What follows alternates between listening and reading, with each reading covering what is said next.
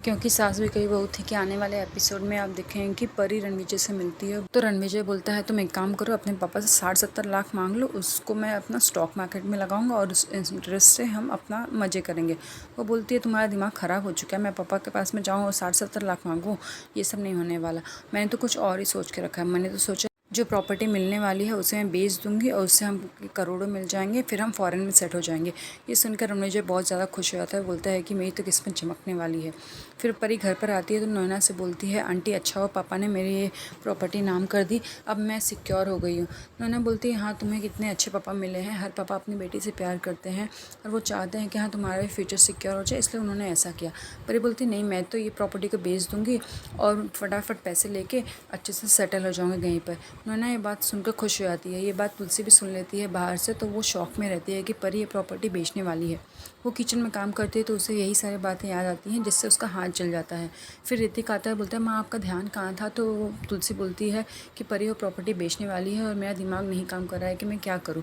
ऋतिक बोलता है कि ये लड़का ही ऐसा है माँ, आप समझ नहीं रहे हो, ये ऐसे ही लड़कियों को फंसाता है। इसने एक लड़की को ऐसे ही फंसाया, उससे एंगेजमेंट की, उससे पैसे लिए और बाद में शायद पैसे नहीं मिले तो उसने उस लड़की को छोड़ दिया। दूसरी तरफ हिम्मत आता है तो भैया को बताता है कि भैया ये जो प्रॉपर्टी थी बा के नाम की वो कुछ सालों पहले पार्थ के नाम पे हो गई थी, ये हमें पता ही नहीं था। तो मिहिर बोलता है अरे हाँ मुझे तो याद ही नहीं आया था कि पा ने वो प्रॉपर्टी शायद पार्थ के नाम पे कर दी थी।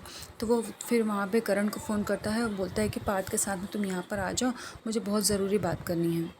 करण पार्थ के साथ जब इंडिया आता है तो पार्थ बताता है कि हाँ वो प्रॉपर्टी मेरे पास तो थी लेकिन मैंने वो प्रॉपर्टी बेच दी थी। ये सुनकर सारे के सारे शॉक हो जाते हैं। करण गुस्सा हो जाता है, बोलता है तूने हिम्मत कैसे की पापा की प्रॉपर्टी बेचने की, ये बाकी प्रॉपर्टी थी, हमारी पुश्तैनी प्रॉपर्टी थी।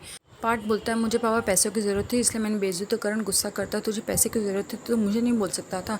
तुलसी रोकती है कि नहीं तो हाथ मत उठा। करण बोलता है कि माँ देखो ना इसने क्या कर दिया, आज तक हमारी ये हिम्मत नहीं हुई कि हम आप लोगों का सामान यहाँ से वहाँ उठा कर रख दें और इसने प्रॉपर्टी बेच दी, मुझे गुस्सा आ रहा है बहुत ज़्यादा। तभी मिहिर बोलता है कि सोचते हैं कुछ मत कर तू, हम सोचते हैं इसके बारे में कुछ करते हैं।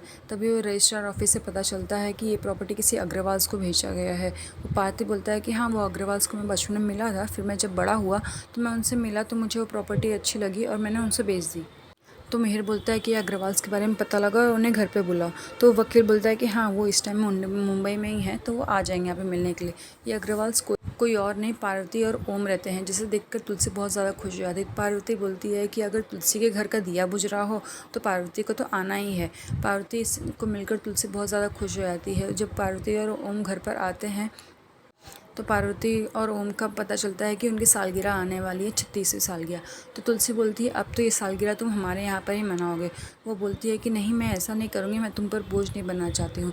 तो सारे लोग इंसिस्ट करने लगते हैं कि नहीं आप यहीं पर रुक जाइए और हमारे साथ ही सालगिरह मनाइए, हमें बहुत अच्छा लगेगा। तभी पार्वती बोलती है ओम से कि इन लोगों ने तो डिसाइड कर लिया, अब तो हमारा सालगिरह यहीं पे सेलिब्रेट होने वाला है। तो शोभा बोलती है मैं ना एक काम करती हूँ माँ, गेस्ट रूम खाली करवा देती हूँ। जिसे सुनकर परी को बहुत ज़्यादा बुरा लगता है क्योंकि मिहिर उस गेस्ट रूम में रहता है। परी बोलती है अब ये क्या करने वाली है, लगता है माँ पापा को साथ में ला के ही रहेगी। तभी उसको याद आता है कि हाँ शोभा ने बोला था कि वो कितनी भी दूरी चाहे खड़ी कर दे लेकिन वो अपने माँ पापा को साथ में ला कर रहेगी। परी सोचती है अब पता नहीं कौन सा नया ड्रामा शुरू होने वाला है, अब मुझे तो कुछ समझ में नहीं आ रहा है।